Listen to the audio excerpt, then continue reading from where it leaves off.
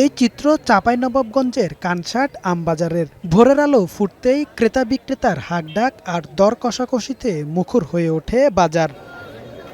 দেশের বিভিন্ন স্থান থেকে আসা ব্যবসায়ীরা বাজার ঘুরে নিয়ে যাচ্ছে আম।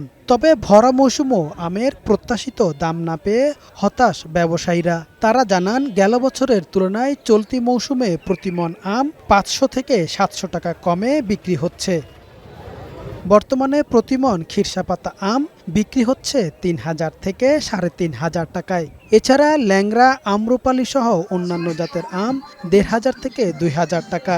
আমের দাম পড়ে যাওয়ায় লোকসানের শিকার হচ্ছেন ব্যবসায়ীরা। বাগানে ফসল হয়েছে গাছে, বুঝছেন, কিন্তু দাম পাচ্ছি না। অন্য দিনের দিকে একটু দাম বেশি, এই জন্য কিনাতে একটু সমস্যা হতেছে।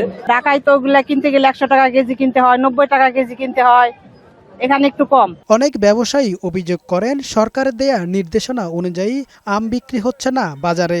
সরকারের নির্দেশনা বাস্তবায়নে স্থানীয় প্রশাসনকে উদ্যোগ নেয়ার দাবি জানিয়েছেন ইজারাদাররা। বিভাগীয় কমিশনার যে সিদ্ধান্তটা দিয়েছেন, আমরা সকলেই যদি সহযোগিতা করে এটা মানাই বা মানতে পারি, তাহলে আমাদের সকলেই উপকৃত হব। উপজেলা প্রশাসন বলছে, ঈদের লম্বা ছুটির কারণে চাষিরা লোকসানের শিকার হয়েছেন। তবে সময় বাড়ার সঙ্গে তারা ভালো দাম পাবে বলেও মনে করেন এই কর্মকর্তা।